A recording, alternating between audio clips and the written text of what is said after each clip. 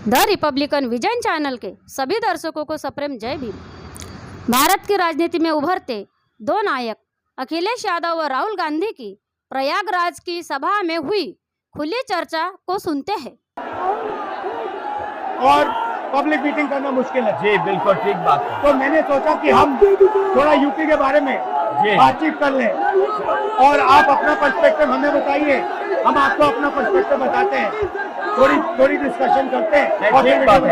ठीक बात है।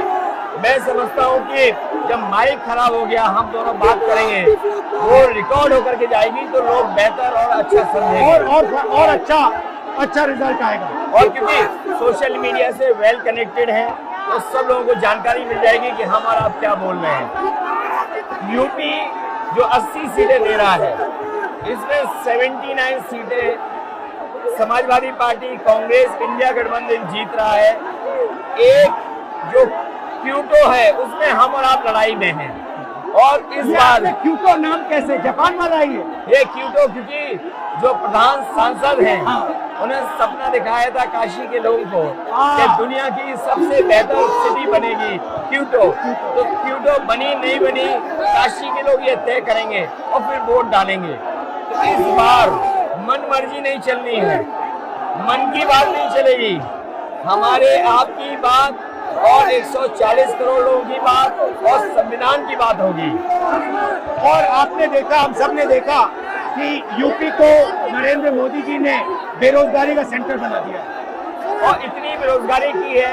ये जितने बच्चे दिखाई दे रहे हैं ये वो लोग हैं दिखाओ जो अग्निवीर या पेपर लीक जिसकी वजह से इन्हें नौकरी नहीं मिली है और ये सब रोजगार नौकरी चाहते हैं। बीजेपी ने जो झूठे सपने दिखाए थे इन्वेस्टमेंट मीट के, जो झूठा सपना दिखाया था डिफेंस एक्सपो का, जो सपने बेचे थे G20 में, लेकिन इन नौजवानों को न नौकरी मिली न रोजगार मिला, आज ये खाली हाथ हैं। तो इसलिए हमें और आप मिल के जो आपने कहा, जो इंडिया गठबंधन कह रहा है कि 30 लाख बच्चों को नौकरी दी जाएगी, उस दिशा में हम लोग काम करेंगे। और पहली नौकरी पक्की स्कीम जिसके माध्यम से हर ग्रेजुएट को नौकरी का अधिकार, बेहतरीन ट्रेनिंग और बैंक अकाउंट में 1 लाख रुपए साल के। आपने नोट किया कि मोदी जी खटाखट बोलने शुरू कर दिए। ये आपके खटाखट के बाद वो रटारट खटाखट कर रहे हैं। बिल्कुल। अच्छा आप एक बात बताइए, मुझे क्यूरियोसिटी है, थोड़ा आप अपने पापा के बारे में मुझे बताइए जी। मुलायम सिंह यादव जी के बारे में बताइए। आपने उनसे क्या सीखा? नेताजी और उनके साथ के लोग बिल्कुल जमीनी राजनीति करते रहे। हालांकि नेताजी कुश्ती, पहलवान और गाँव के थे। करते हो कुश्ती? नहीं, मैं कुश्ती नहीं कर पाया जीवन में, क्योंकि मैं मिलिट्री स्कूल में चला गया तो कुश्ती नहीं कर पाया। लेकिन नेताजी इसीलिए धरती पुत्र बोले गए कि वो जमीन की बात को समझते थे। धरती पर जो लोग हैं उनकी क्या भावना है उसको लेकर के वो आगे बढ़ाना चाहते थे। और आपका इस क्षेत्र से और इस शहर से आज का लगाव नहीं है, न जाने कितने सालों पुराना लगाव है। जो इमोशनल कनेक्ट आपका इस शहर और शहर से है वो शायद और किसी राजनीतिक परिवार का नहीं होगा। तो नेताजी से उनका हार्डवर्क और अपने लक्ष्य के लिए लगातार काम करते रहना, जो गैर बराबरी की लड़ाई डॉक्टर राम मनोहर लोहिया यहीं लड़े थे। हालांकि हमारी आपकी विचारधारा की यहाँ टकराव रहा, लेकिन हमारे व्यक्तिगत या जो सिद्धांत में कभी समझौता नहीं हुआ। सिद्धांत को लेकर के हमने आपके साथ खड़े हुए और कई बार खड़े हुए, और आपकी भी पार्टी सिद्धांत से बहुत करीब रही समाजवादियों के।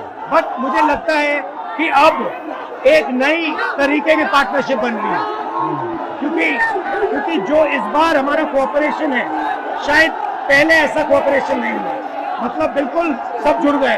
सबसे अच्छा ये है कि जितना उन्होंने कहा 2 लड़कों की जोड़ी, उतना युवा आपसे, हमसे, इंडिया गठबंधन से और जुड़ गया। तो ये नेचुरल अलायंस है, और नेचुरल अलायंस इसलिए लोग महसूस कर रहे हैं कि वो चाहते हैं कि नौकरी और रोजगार मिले, नौकरी और रोजगार मिले। तो ये बड़ी भावना है कि हमसे आपसे ये यूथ कनेक्ट कर रहा है। सबसे बड़ी बात, महंगाई की चोट सबसे ज्यादा इन लड़कों को लगती है। हमारी थिंकिंग है और आपकी भी है कि ये जो 22-25 लोगों को नरेंद्र मोदी जी ने पूरा का पूरा धन पकड़ा है, उसको ठीक करने के लिए जो हमारे युवा हैं, माताएं बहनें हैं, उनको डायरेक्ट बैंक अकाउंट में पैसा देना। देखिए, ये जो लोगों के पास पैसा पहुंचने से जो अर्थव्यवस्था को लाभ मिलेगा, मैं समझता हूँ इनका भाग्य में बनेगा और देश की अर्थव्यवस्था ही बेहतर होगी। ये जरूरी स्कीम है कि इनके अकाउंट में पैसा पहुंचे, जिससे थोड़ा बहुत जीवन स्तर इनका भी अच्छा हो। नरेंद्र मोदी जी डिबेट से क्यों डरते हैं? क्योंकि वो सच का सामना नहीं करना चाहते। पूरा उनका झूठ का गुब्बारा है।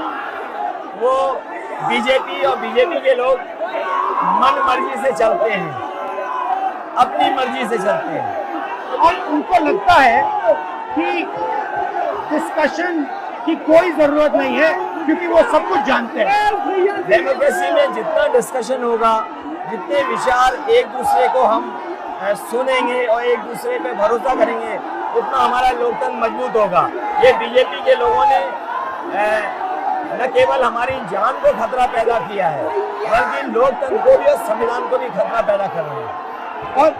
और इसका नतीजा दिख रहा है कि चाइना हमारी जमीन के अंदर आ गया, ये बेरोजगारी बढ़ती जा रही है, जो प्रोडक्शन होता है वो नहीं हो रहा है, और पूरा का पूरा एक्सटॉर्शन, ईडी, सीबीआई, ये लोग मतलब एक्सटॉर्ट कर रहे हैं। कई बात सुनने को मिल रहा है और सरकार स्वीकार नहीं कर रही है।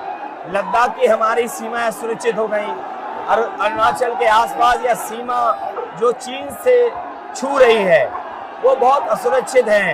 तो चीन से जहां हमारा सीमाओं का खतरा है, वहीं चीन से हमारे बाजार को भी खतरा है। तो कहीं ना कहीं हम लोगों को अपनी मैन्युफैक्चरिंग इकोनॉमी और मैन्युफैक्चरिंग इकोनॉमी को बढ़ावा देना पड़ेगा। और ये जो स्कीम्स है, पहली नौकरी पक्की और महालक्ष्मी, ये मैन्युफैक्चरिंग सिस्टम को, इकोनॉमिक सिस्टम को जंप स्टार्ट करने के तरीके हैं। ये बहुत अच्छा जंप स्टार्ट होगा। इसको अगर फोकस हो करके आईआईटी, पॉलिटेक्निक, इंजीनियरिंग कॉलेजेस को, इन सबको इकोसिस्टम में ला करके, मैं समझता हूँ युवा नौजवानों को अच्छी नौकरी और रोजगार मिल पाएगा। और हमारा लक्ष्य है कि सब, हर जात को भागीदारी मिले, स्पेस मिले, हर इंस्टीट्यूशन में, बिजनेस में, एजुकेशन के सिस्टम में। तो वो हमारा, हम दोनों का लक्ष्य है। बिल्कुल। और क्योंकि जो बात सभी दल कहते थे, आज इंडिया गठबंधन कांग्रेस भी कह रही है कि सामाजिक न्याय जरूरी है, जाति गणना जरूरी है। देश के लिए ये बड़ी चीज है।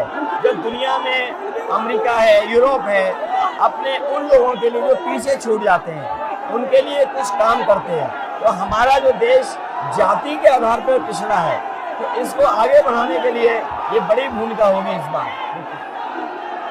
बहुत अच्छा लगा, अच्छी बहुत अच्छी मीटिंग है। मुझे लगता है कि ये यूनिक मीटिंग है क्या?